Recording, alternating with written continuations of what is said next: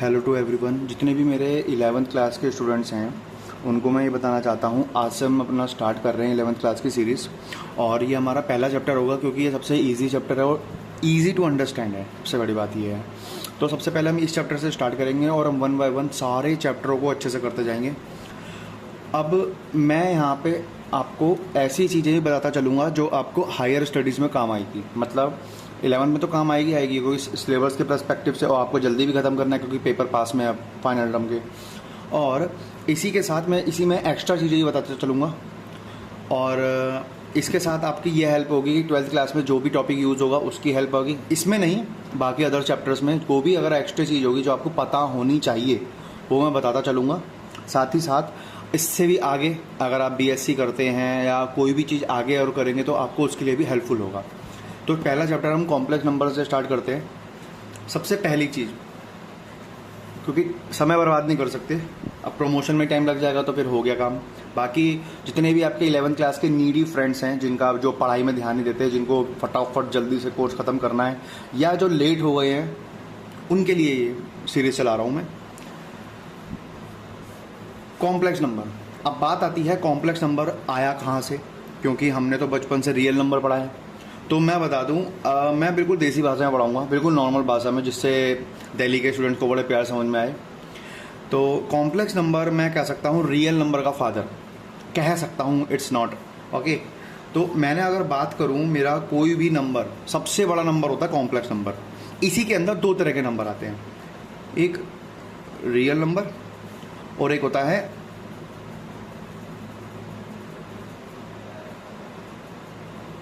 Imaginary number. तो इससे ये चीज़ पता लगती है कि complex number is summation of real plus imaginary,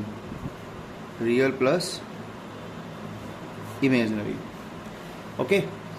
अब ये चीज़ पता लग गई कि दुनिया जहाँ का सबसे बड़ा नंबर कॉम्प्लेक्स नंबर है। इसके अंदर दो तरह के नंबर आते हैं, रियल, इमेजिनरी। रियल के अंदर सब पार्ट आप लोअर क्लास में पढ़ चुके हैं। जैसे रियल के अंदर आता है रैशनल, इरेशनल, फिर रियल के अंदर आपके डेसिमल भी आते हैं, इरेशनल के अंदर डेसिमल, वो वाले डेसिमल आते हैं जिनको हम फ्रैक्शन में नहीं कर सकते हैं। ये सब चीज़ें आती है, लेकिन हमें सिर्फ इतना पढ़ना है कि जो कॉम्प्लेक्स नंबर होता क्या है ये जानना है, ओके। अब बात आती है ये कॉम्प्लेक्स नंबर में इमेजिनरी पार्ट है क्या। रियल पार्ट तो बचपन से पढ़ते आ रहे हैं, अभी इमेजिनरी पार्ट क्या है। चलो थोड़ी देर के लिए आपको थोड़ा बचपन पे लेकर चलते हैं। आपने ये सॉल्व करा होगा कि x² = 1 है, x² = 1 है। जब मैंने इसे सॉल्व किया तो बचपन में हमने ये सीखा है कि जब भी स्क्वायर हटता है तो प्लस माइनस का रूट लगता है, और जब भी रूट लगता है तो एक बच्चे का जवाब होना चाहिए कि ये किसका स्क्वायर है। फॉर एग्जाम्पल मैंने आपके सामने लिया कि x² = प्लस माइनस का रूट 4, x = प्लस माइनस का रूट 4। तो आप क्या सोचोगे, ये किसका स्क्वायर है, 2 का। तो आप क्या लिखोगे, 2 प्लस माइनस का। तो x की वैल्यू क्या हो गई, प्लस माइनस का 2। इसी तरीके से ये किसका स्क्वायर है, 1 का स्क्वायर है। तो x की वैल्यू क्या हो गई, प्लस माइनस का 1। तो ये तो बचपन से पढ़ते आ रहे हैं। और भी चीज़ देख लेता हूँ मैंने बोला x² = 9, तो आप लिखोगे स्क्वायर हटा के रूट प्लस माइनस का रूट 9। तो आप लिखोगे वैल्यू प्लस माइनस किसका स्क्वायर है, 3 का, 3 लिख दिया। ये आंसर हो गए। इसका मतलब x की वैल्यू 3 भी है और x की वैल्यू -3 भी है। समझने वाली बात ये है, दिखाई दे रहा सबको।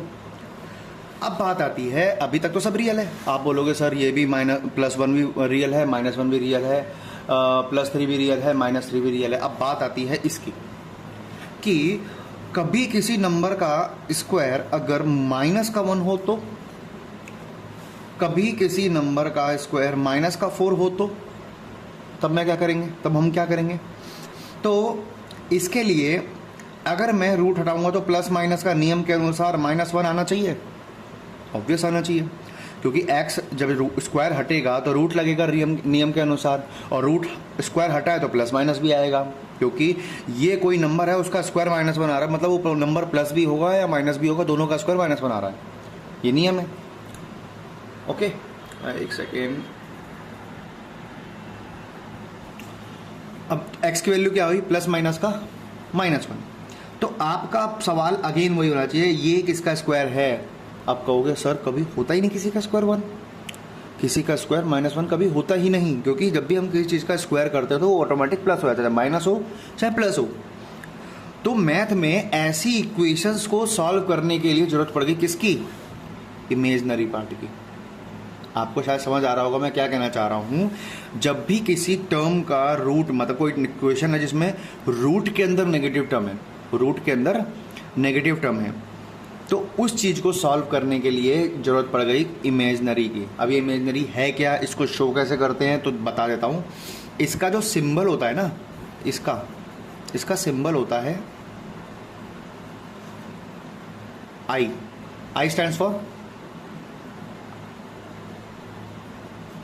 आयोटा। ओके, अभी इसको पढ़ेंगे, बहुत ईजी चैप्टर है लिटरली। तो मैथमेटिशियन जिसने ये चैप्टर बनाया उसने क्या करा, तो जहां भी रूट में -1 दिखा उसे उनने एक नाम, एक टर्म से डिनोट कर दिया। जैसे आपका नाम सौरभ हो, राहुल हो, कुछ भी हो, उस तरीके से इसने सिर्फ इसका नाम रख दिया कि जहां भी ये दिखेगा मैं वहां पे आयोटा रख दूंगा। क्या दिखेगा? -1, नॉट -4 -9, ओनली -1। अब बात आती है सर तो इसकी वैल्यू क्या हो गई? x = प्लस माइनस का आयोटा, यहां से आया आयोटा। ओके, अब अगर मैं इसको सॉल्व करूं तो सर नियम के अनुसार मैं रूट में -4 लगाऊंगा।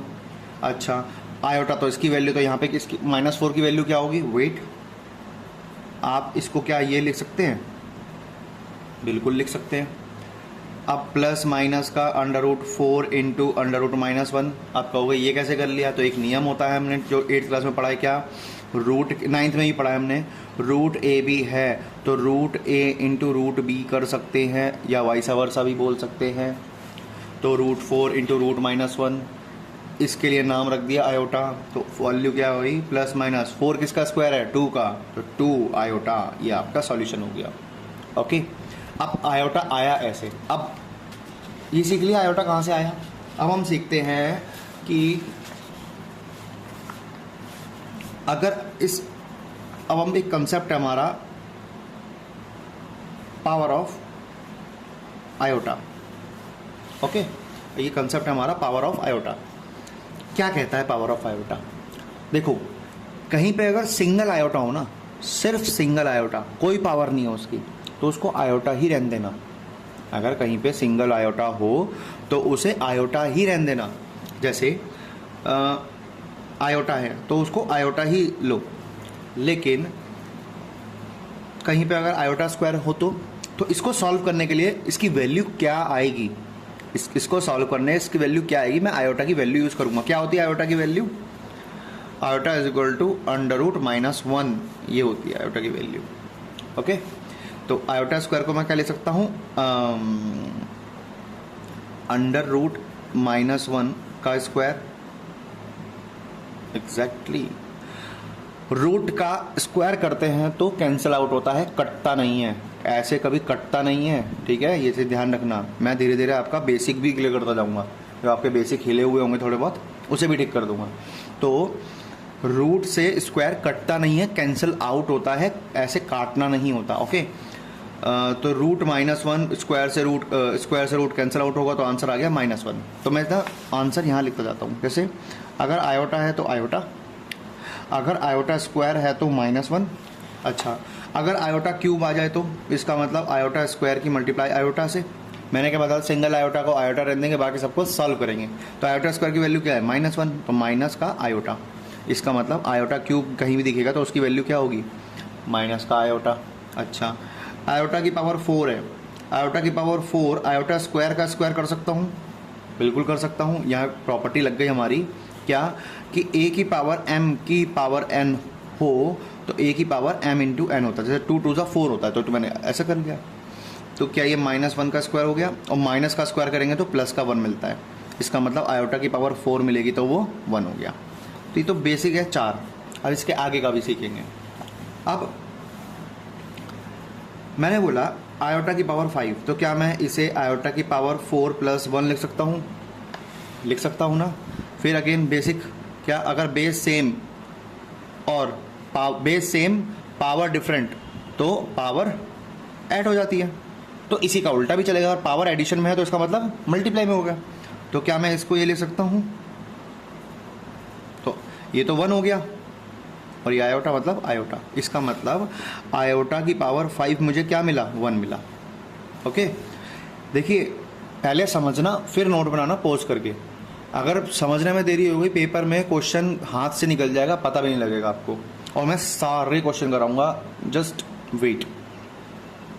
आयोटा की पावर 6, आयोटा का पावर 6 को क्या मैं 4 + 2 लिख सकता हूँ, बिल्कुल लिख सकता हूँ। तो क्या ये 4 तो 1 हो जाएगा, देखो ना, अगर ऐसे मैं ऐसे लिखूंगा तो ये तो 1 हो जाएगा हर बार। तो बच क्या रहा है, सिर्फ यही तो बच रहा है। अभी धीरे धीरे मैं आपका कंसेप्ट बिल्ड कर रहा हूँ, देखना बच क्या रहा है, यही तो बच रहा है। तो इसका मतलब आयोटा स्क्वायर, आयोटा स्क्वायर क्या हो गया, -1। तो आयोटा की पावर 6 हो गया -1।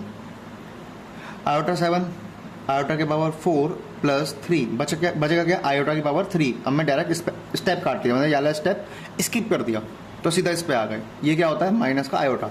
तो आयोटा की पावर 7 क्या हो गया, माइनस का आयोटा।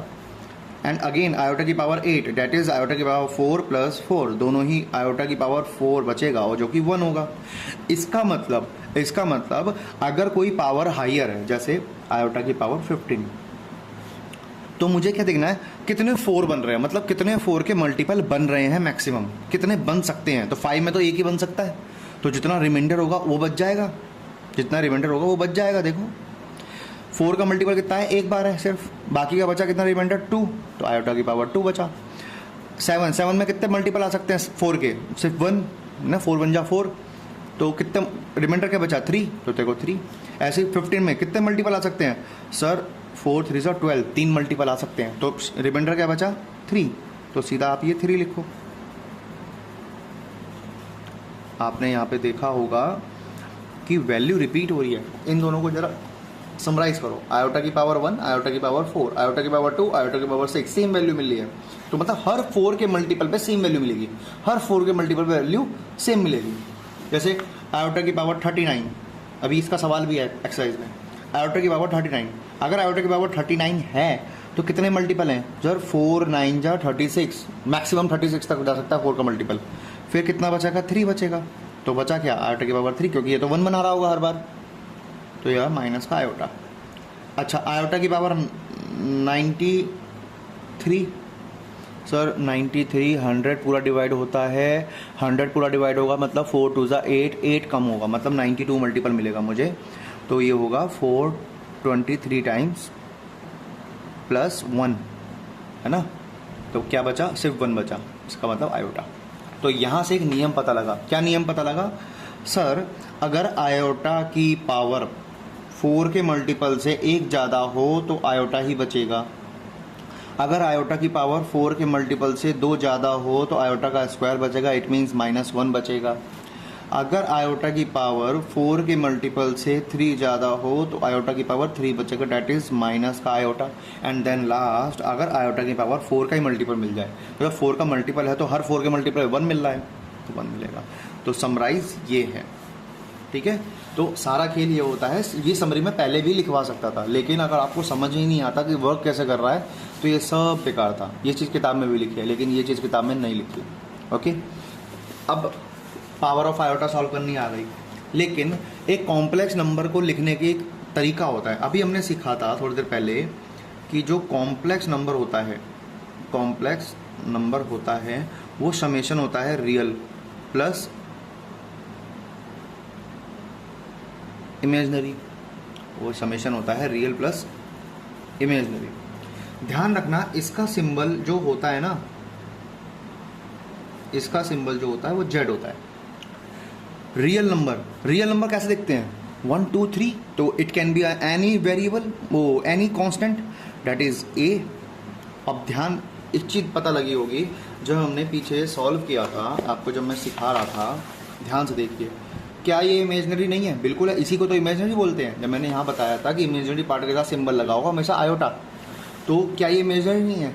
और अगर कोई टर्म इमेजनरी है, क्या उसके साथ कोई कांस्टेंट आ सकता है, नहीं आ सकता, कोई नंबर आ सकता है, नहीं आ सकता, आ सकता, इसी ने प्रूफ किया। मैंने नहीं किया, इस इक्वेशन ने प्रूव किया। इसका मतलब कोई इमेजनरी पार्ट होगा तो आयोटा तो साथ में लेगा कंपलसरी है, साथ में कोई नंबर भी होगा। तो कोई भी कॉम्प्लेक्स नंबर हमेशा a प्लस आयोटा बी, इसको हम ऐसे भी पढ़ लेते हैं a plus iota B. Okay, तो इस फॉर्म में होना बहुत ज़रूरी है। अगर इस फॉर्म में नहीं है इसका मतलब वो गलत है, या आपने कॉम्प्लेक्स नंबर उस फॉर्म में नहीं लिखा। अब इतना सब पढ़ लिया भाई, मुझे पता लग गया कि मेरा जो कॉम्प्लेक्स नंबर है वो हमेशा a प्लस आयोटा बी की फॉर्म में होगा। ध्यान रखना कि ये ही कॉम्प्लेक्स नंबर है। बताता हूँ कैसे। पहला केस, अगर मेरा z 1 plus a plus iota B की फॉर्म में है तो वो कॉम्प्लेक्स नंबर नहीं है। अगर 1 अपॉन ए प्लस 1 अपॉन बी आयोटा की फॉर्म में है तो वो कॉम्प्लेक्स नंबर है। क्यों है? a प्लस आयोटा b, ये b है, पूरा नंबर b बन गया। अच्छा, तीसरा, अगर 1 upon a plus 1 upon b iota की फॉर्म में हो तो भी नहीं है। ओके, फोर्थ, कितने पॉसिबिलिटी बन सकती सब बता रहा हूँ। अगर a plus B upon iota है तो वो भी नहीं है, क्योंकि आयोटा बस इतना ध्यान रखना, आयोटा नीचे नहीं होना चाहिए। आयोटा नीचे है तो वो कॉम्प्लेक्स नंबर नहीं है। फिर पांचवा पार्ट, ऐसा और क्या क्या हो सकता है, आप भी अपने आप से कर सकते हैं, ट्राई कर लो। ये कॉम्प्लेक्स नहीं है, ये कॉम्प्लेक्स है क्योंकि आयोटा ऊपर है, ये भी आयोटा नीचे है, ये भी आयोटा नीचे है। अब a upon iota upon B, ये है क्योंकि आयोटा ऊपर है। ठीक है, तो ऐसे तो पॉसिबिलिटी बन सकती हैं। आपको बस इतना ध्यान रखना है, आयोटा ऊपर होना चाहिए, चाहे रियल पार्ट फ्रैक्शन में हो, अपॉन में हो, कहीं भी हो, लेकिन आयोटा ऊपर होना चाहिए, मतलब न्यूमरेटर में होना चाहिए, इनटू में होना चाहिए। ओके, अब इसके आगे का एक टॉपिक है मॉड्यूलस। इसके आगे का एक टॉपिक है मॉड्यूलस। तो टॉपिक है मॉड्यूलस ऑफ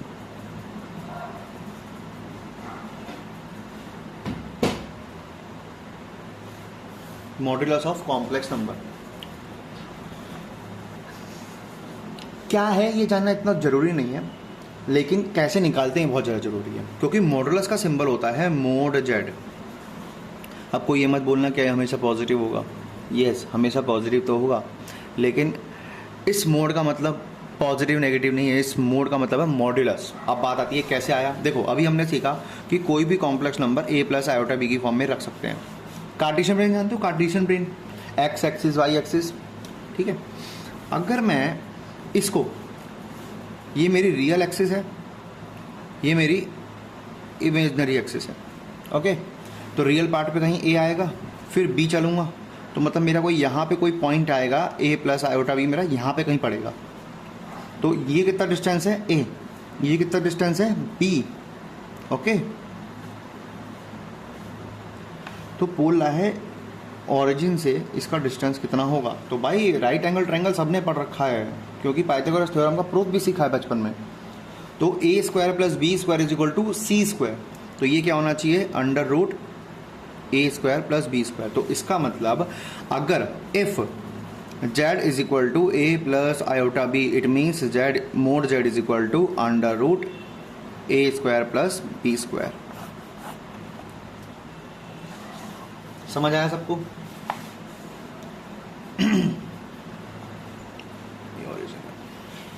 तो मॉडुलस बस इतना सही है, इससे आगे कुछ भी नहीं है। इसके आगे कुछ चीज़ों का अभी मैं नियम एक साथ लिखवाऊंगा।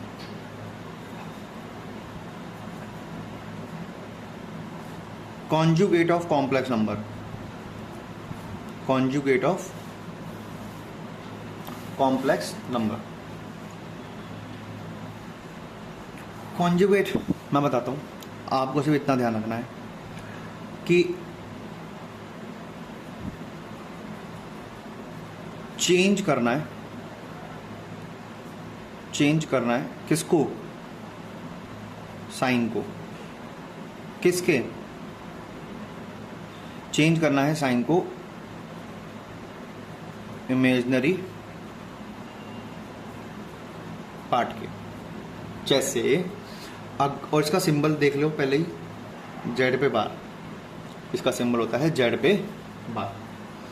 तो अगर कोई complex number a plus iota B की फॉर्म में है तो सिर्फ इमेजिनरी पार्ट का साइन चेंज होगा, मैंने यहाँ पे यही लिखा है। तो जेड बार क्या होगा, a माइनस आयोटा बी। अगर आपका मन है कि ये अगर ऐसा हो तो कुछ नहीं होगा, सिर्फ इसका हो जाएगा। अगर आपका मन है case first, case first, case two, case three, अगर ये ऐसा दिखे तो मैं कहूँगा सिर्फ इमेजिनरी पार्ट।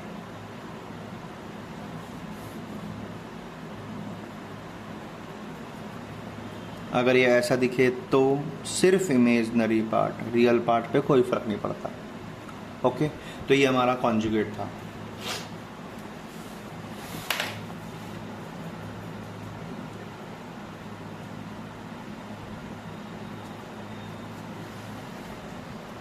प्रॉपर्टी तो आपको किताब में बहुत सारी मिलेंगी, लेकिन कुछ प्रॉपर्टीज ऐसी हैं जो पता होनी चाहिए, कुछ प्रॉपर्टीज ऐसी हैं जो पता होनी चाहिए। जैसे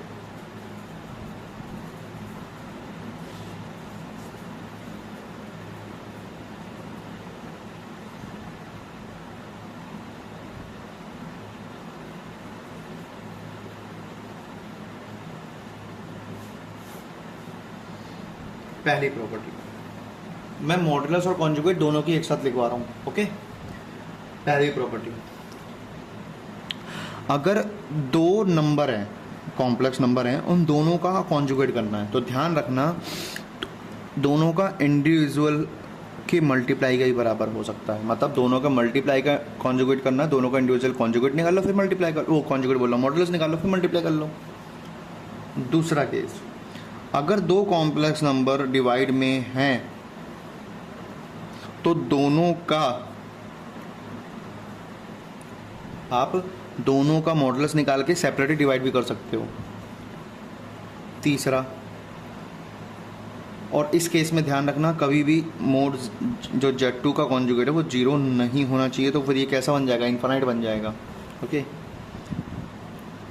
और इसके अलावा कॉन्जुगेट का है, अगर Z1 Z2 का कॉन्जुगेट करना है तो आप Z1 का कॉन्जुगेट और Z2 का कॉन्जुगेट कर सकते हो। फोर्थ, Z1 अपॉन Z2 का कॉन्जुगेट करना हो तो आप Z1 का कॉन्जुगेट कर सकते हो और Z2 का कॉन्जुगेट कर सकते हो। फिफ्थ, अगर Z1 प्लस माइनस Z2 है, आपको इसका कॉन्जुगेट करना है तो ध्यान रखना सेपरेटली कर लो पहले, सेपरेटली कर लो पहले, और फिर बाद में प्लस माइनस भी कर सकते हो। ये बेसिक प्रॉपर्टी है, बहुत बेसिक है। इसमें से एक और प्रॉपर्टी है सिक्स्थ, कि अगर किसी नंबर के कॉन्जुगेट का कॉन्जुगेट करते तो मुझे वापस से ही वही नंबर मिल जाता है, वही कॉम्प्लेक्स नंबर मिल जाता है। ओके, अब कुछ प्रॉपर्टीज़ हैं जो आपने बचपन में सीखी होंगी, लेकिन मैं अभी बताना चाहता हूँ क्योंकि अभी जानना बहुत ज़रूरी है।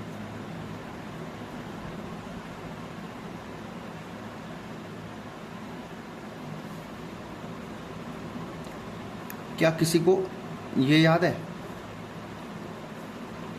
याद है तो वेरी गुड, लिख लो। a² plus minus 2ab plus b²। इसका मतलब अगर प्लस है तो प्लस, माइनस है तो माइनस, बाकी सबकी जगह फिक्स है। अगर a प्लस b का होल क्यूब है तो a की cube minus plus minus 3a² plus 3ab² plus minus b³। देखो माइनस में कुछ नहीं होता, आपको यही फॉर्मूला उठाना है, बस प्लस माइनस चलाना है, प्लस माइनस प्लस माइनस। अगर माइनस है तो plus minus plus minus, plus है तो सब में प्लस। जैसे a प्लस बी के होल की पावर 4, ये याद होना चाहिए आपको, नहीं याद है तो मैं याद करा देता हूँ। a की पावर 4, फिर इसकी पावर कम करते जाओ और दूसरे की पावर बढ़ाते जाओ, a³ b, फिर a² b², फिर ab³ और फिर b की पावर 4।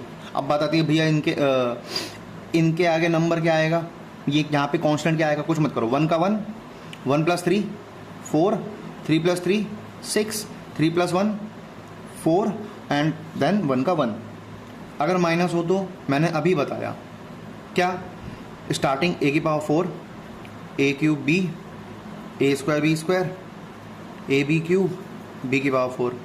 ठीक है, कांस्टेंट क्या आएंगे? 1 का 1, 1 + 3 4, 3 + 3 6, 3 + 1 4 एंड 1 का 1, plus minus plus minus plus. Power 5 भी बता दूंगा मैं। देखो पावर 5 का वैसे प्लस वाला बता रहा हूँ, हालांकि यहाँ पे भी काम का नहीं है ये। a + b whole to the power 5 हो तो a की पावर 5, एक की पावर कम करते जाओ, दूसरे की पावर बढ़ाते जाओ। a की पावर 3, b का स्क्वायर, a का स्क्वायर, b का क्यूब, a b का पावर 4, b की पावर 5। फिर कांस्टेंट 1 का 1, 1 + 4 5, 4 और 6 10, 6 और 4 10, 4 और 1 5 और 1 का 1। फिर प्लस है, सब में प्लस। इससे इजी क्या ही सीखोगे।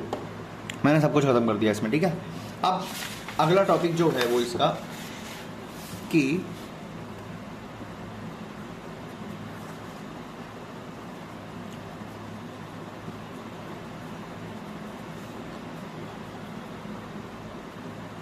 Multiplicative inverse. देखो इनवर्स समझ में आ गया।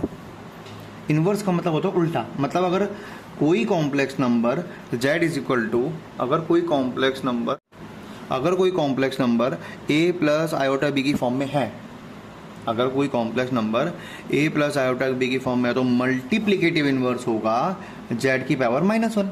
क्योंकि बचपन में हमने सीखा है किसी की पावर अगर -m है, मतलब किसी की पावर नेगेटिव है, इसका मतलब उसकी पावर 1/, ये। ठीक है, तो z की पावर -1 का मतलब है 1/a की पावर, वो 1/z, and that is 1/a + i/b। हमारा लास्ट टॉपिक है। इसके बाद हम नेक्स्ट वीडियो में इसके क्वेश्चन करेंगे। अब मुझे क्या करना है, इसको मल्टीप्लिकेटिव इनवर्स को सॉल्व करना है। मतलब ये कॉम्प्लेक्स नंबर तो है नहीं, मुझे कॉम्प्लेक्स नंबर बनाना पड़ेगा। तो z की power -1 that is 1/a + i/b। Okay, अब देखना ध्यान से, अगर मुझे इसे सॉल्व करना है तो क्या बचपन में हमने सीखा रेसिप्रोकल? सीखा है, बिल्कुल सीखा है। ये × 1 a - i/b, इधर a + b, a - b, a² - b²। am I right? Okay. Z inverse again is equal to a - i/b and a का स्क्वायर बीच में माइनस, आयोटा का स्क्वायर एंड b का स्क्वायर। a - i/b a², ये iota square this is what -1 and then b²। तो Z inverse is equal to a - i/b upon a² + b²। अब थोड़ा सा ध्यान देना, अगर मैं यहाँ पे स्क्वायरिंग ऑन बोथ साइड कर दूंगा तो क्या ये मोड साइड का स्क्वायर दिखेगा यहाँ पे, और ये रूट का स्क्वायर हट जाएगा तो a² + b² दिखेगा? बिल्कुल दिखेगा। इसका मतलब कहीं भी अगर ये आएगा तो मैं इसकी जगह ये रख सकता हूँ, बिल्कुल ठीक। अच्छा, अगर कहीं पे ये दिख रहा हो तो मैं कह सकता हूँ ये किसी मॉडुलस, किसी क्या नाम है, कॉम्प्लेक्स नंबर का कॉन्जुगेट है, बिल्कुल है। तो आप ध्यान से देखेंगे ये किसका कॉन्जुगेट है? किसका कॉन्जुगेट होगा? अगर z है a + i/b तो ये किसका कॉन्जुगेट होगा? z का कॉन्जुगेट होगा। नीचे वाला किसका मॉडुलस का स्क्वायर है? तो z इनवर्स का फॉर्मूला बनता है क्या, कोई कॉम्प्लेक्स नंबर का कॉन्जुगेट करो ऊपर और नीचे उसके मॉडुलस का स्क्वायर रख दो, बस ये फॉर्मूला होता है। ठीक है, आपको समझ में आया? इसी तरीके से इसे सॉल्व करना है। तो ये हमारा बिल्कुल बेसिक लेक्चर था। इसमें हमने कॉम्प्लेक्स नंबर में जितने भी टॉपिक थे, देखो कुछ टॉपिक है जो कट गए हैं, जैसे पोलर फॉर्म हो गया, ये कट गया है। पोलर फॉर्म इतना अच्छा क्वेश्चन आते थे, पोलर फॉर्म से ही आते थे सारे, लेकिन वो अब आता नहीं है, और दूसरी चीज़ आगे जाके काम भी नहीं आएगा। बीएससी में आएगा वो, वहाँ पे आप सीख लेंगे, वहाँ पे मैं पढ़ा दूंगा उसके लिए, लेकिन अभी इतना ही काम आएगा जितना अभी आपके काम आएगा 11th-12th में, तो वो इतना ही है। पोलर फॉर्म कहीं यूज़ नहीं होनी है। ओके, तो ये हमारा बेसिक लेक्चर था। इसके बाद हम एक एक्सरसाइज का लेक्चर लाएंगे जो आपका कल अपलोड होगा, ये तो आज अपलोड हो जाएगा।